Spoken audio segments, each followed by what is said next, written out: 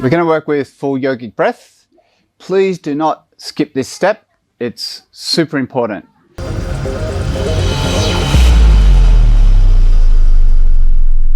Hi, I'm Mark Bredner. This is Yoga Coach. This is a channel for yoga teachers that want to step up in their teaching, that want to transition from the studio to online, and who want to be at the leading edge of how yoga moves into the future. It's really exciting for us. If it's exciting for you, click on the subscribe button, hit the bell, and you'll be notified every time there's a new video coming out.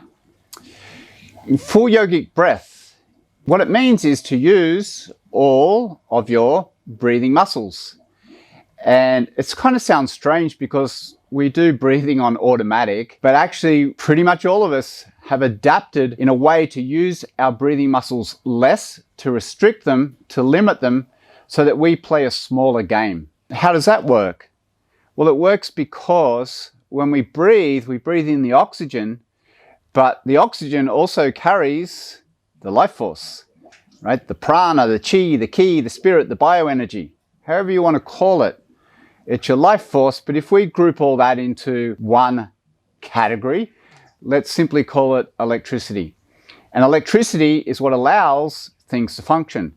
And for us, our electricity, our prana, is what activates the whole system.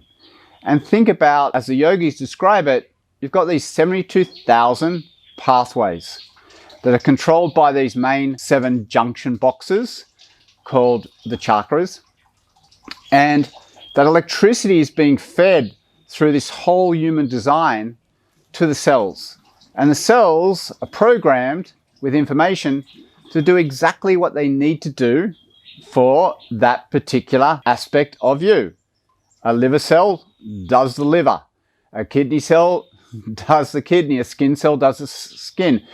But if you close down the body, if you restrict your breathing, if you hold back how you express yourself in the world, and you favor certain pathways to the extent of others, then the pathways that are closed down, they don't get the electricity. So the information programmed into the cell, it's programmed with genius. It has the blueprint for your well-being. When the electricity doesn't go there, it can't do its thing. So it seems simple, but full yogic breath means learning to access all of your breathing muscles. And there's 3 main sections. There's the belly breathing. Then the part of the belly breathing is associated with the diaphragm, but learning to access the diaphragm, learning to access the chest and rib cage, and then the accessory muscles for breathing, which really should only be utilized when there's a high demand for oxygen, when we are, exercising and we're pushing ourselves. And the only way to get in is use these higher accessory muscles to kind of pull the oxygen in. So here's a cool thing. If you think about it, we've got the Earth and it's got an atmosphere around it. And if you look at it from above, from space, you'll see these electrical storms, right? They're all around the planet at different places, but that's actually what we are breathing in. That's what we're taking in, the power of that. That's the potential of it. And as the Earth spins, the 2 poles, negative and positive, as it spins, it's throwing that prana out into the atmosphere.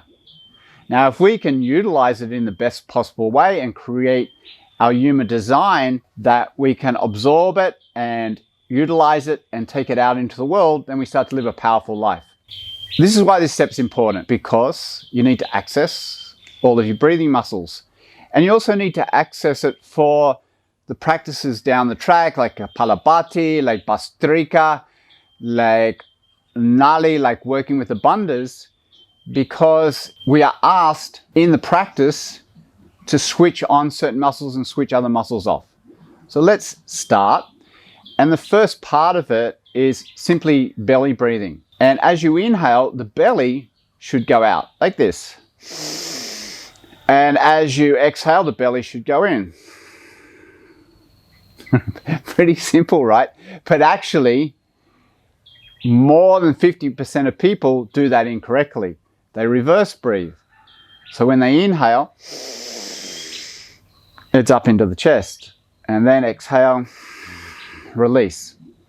So if that's you, just a simple biofeedback is to have the hands on the belly, and as you inhale, you want the hands to move outwards, the belly's moving out. And exhale, drawing it back in. And that squeezes out the exhale. Inhale, the belly goes out. Exhale, it draws in. Pretty simple. At the same time, if you're not doing that, it takes repetition for the nervous system to pick it up, so it becomes an unconscious competence. Otherwise, as soon as we stop thinking about it, we go back to what we've always been doing. Now, when you're doing your belly breathing, when you inhale, the diaphragm is pushing down and the organs kind of push out. That's why the belly's going out. But we also can work to utilize the diaphragm from the front, from the sides and the back. It's a big muscle that goes front to back.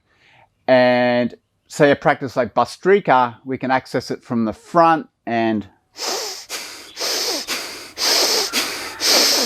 active inhale, active exhale. And we can also access it from the sides. A lot of people have difficulty here to isolate their diaphragm, and that's what we want to learn to do. So when I do this,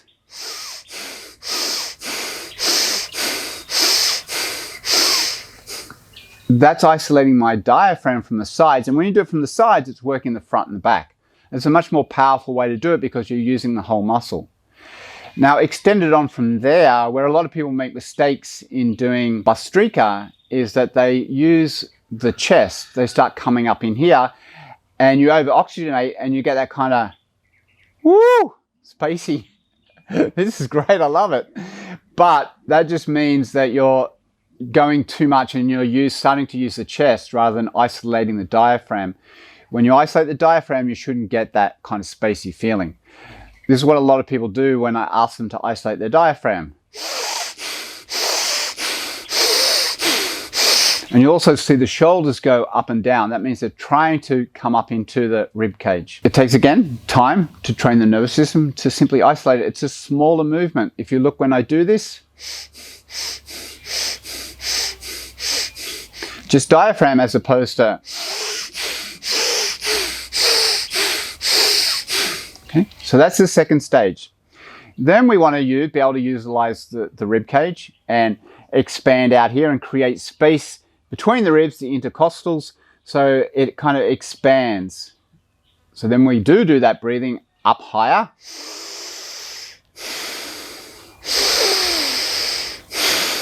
Which most people do anyway. And then the last part is using these accessory breathing muscles. So we start to use kind of the scalenes and the sternocleidomastoid, and it's up here.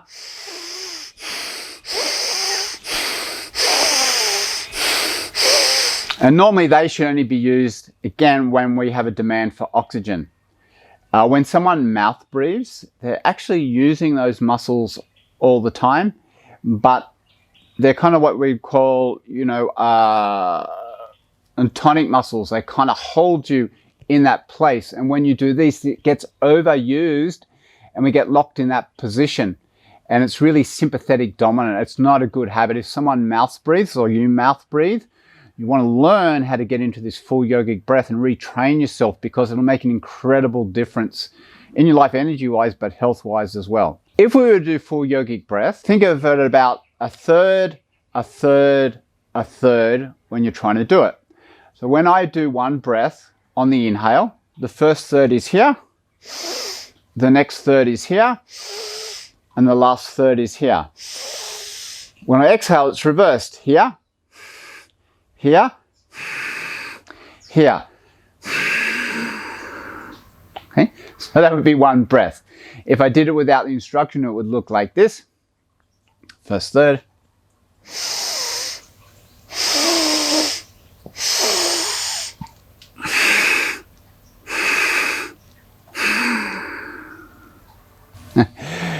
It looks simple, right? But we've spent a lifetime not utilizing these muscles. So don't skip this step. Learn to get the foundations right. Like anything, when the foundations are strong, we can build, strength and power on top of that. But if you try to do power on a foundation that's unstable, there's consequences. There's big problems for that. And you don't really get efficiently these other practices that you can learn in here, that you can see, BHASTRIKA, Kapalabhati, doing the bandhas. And if you know that you do the practice right, don't jump into those. Learn to get this strong first. Let's do it together. Put one hand on your belly, put one hand on your chest, and think about this first third, the belly going out, and then the next bit, kind of the chest expanding, and then the last bit here. So it will look like this. And then here, here, and the last part, belly goes in. Let's do 4 or 5 breaths together. Let's follow. Think of a third, a third, a third, the same on the exhale. Okay, let's begin.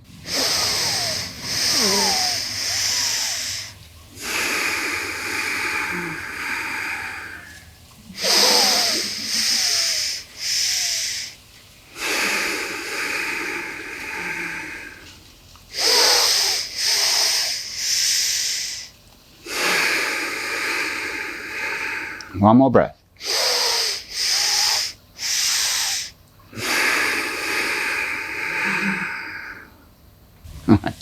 And if you go inwards and notice sensation, it will feel good.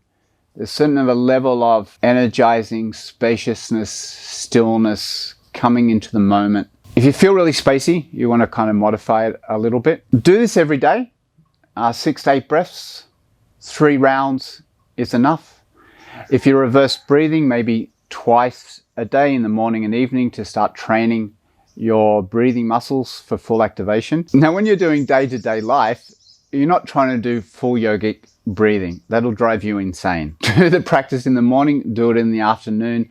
Let the nervous system start to pick up this. And if you want to utilize and become bigger, that you want to be able to tolerate more of you, more of energy, more of your power, more of your passion, more of your love, more of your compassion, more of your wisdom, and you want to take it into a relationship and you want to take it into the world, don't skip this step. Full yogic breathing will benefit you greatly.